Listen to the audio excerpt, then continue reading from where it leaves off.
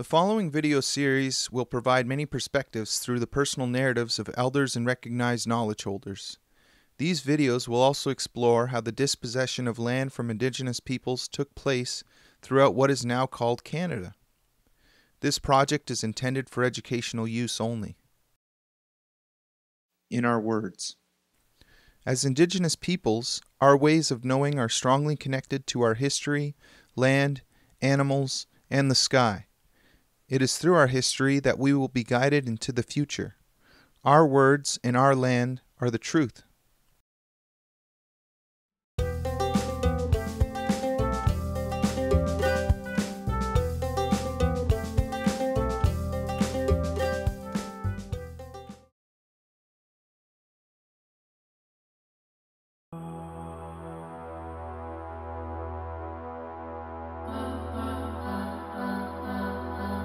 William Johnson was smart enough to know that we'll never win a war against the Great Lakes tribes, so we have to appease them in another way. It was William Johnson who helped to orchestrate Jeffrey Amherst's removal back to Britain, because he was a land speculator. William Johnson, he was big time, and he was married into the Six Nations. Talk about a conflict of interest. And he reversed the Amherst policy of no alcohol. We don't hear about that. We don't hear about what that did. Go back to your communities and unleash your chaos against yourselves. Murder yourselves because we don't care. The whole British concept of being able to gain a foothold in eastern North America would be accomplished if the people can destroy themselves. So at the time when Sir William Johnson was the authority for the British in dealing with Indians, the native people were getting big barrels of whiskey that was just full of poison, and they were dying from this poisoned whiskey. And it was Sir William Johnson that turned those policies around so that the Indigenous people could be traded whiskey for lands and for furs.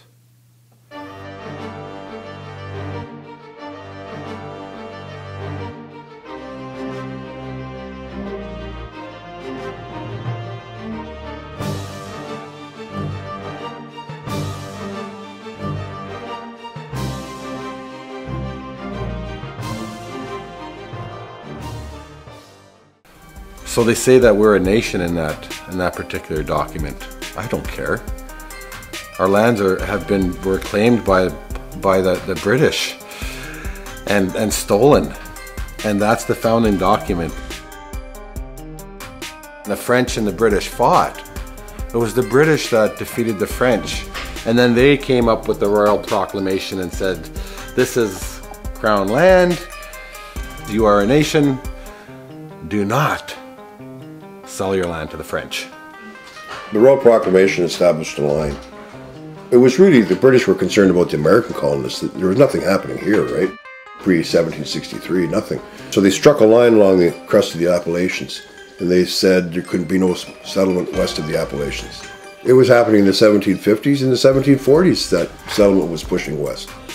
And you had these land companies that would be struck, and they were speculating, and they were doing their own treaties with the Six Nations, and so it was doomed for failure.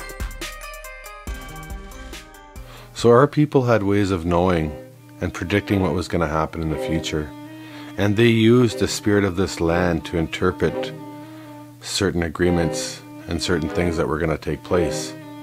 And of course, during the Treaty of Niagara, they see a turtle help them, and foreseeing the future of the British and how they're going to be coming across the ocean and through the rivers into the territory. And so that's why our people went to Niagara with an open mind.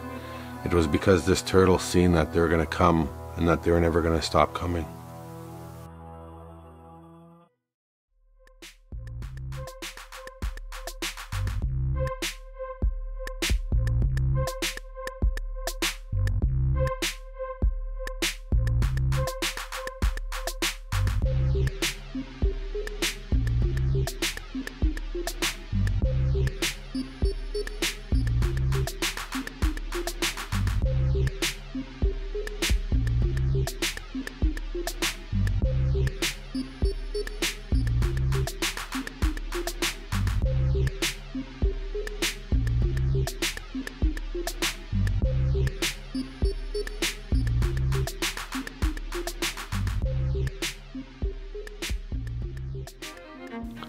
Sir William Johnson gave Pontiac medals, and actually gave everybody medals at the Treaty of Niagara. Lots of chief got medals.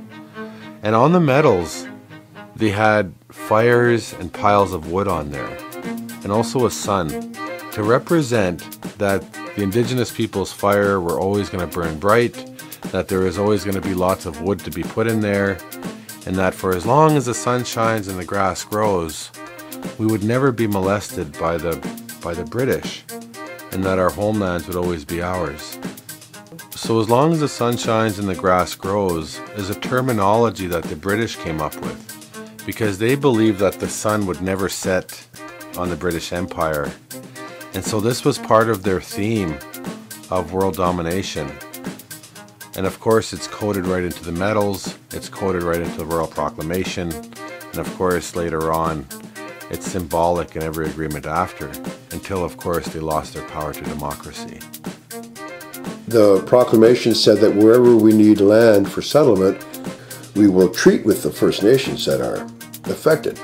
And so the Royal Proclamation establishes the modern treaty process. And so the Royal Proclamation was used as an agreement so that the Indians at the time, or so-called Indians, wouldn't sell their land to the French. And it was actually a doctrine of discovery proclamation to secure stolen lands.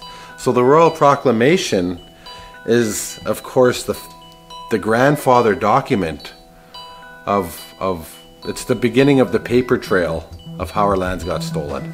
Even though it was doomed, the Royal Proclamation still has that important piece in there about how land has to be taken up, and then where it's not taken up, it remains the Indian hunting ground. So that's the key, right? That's critical.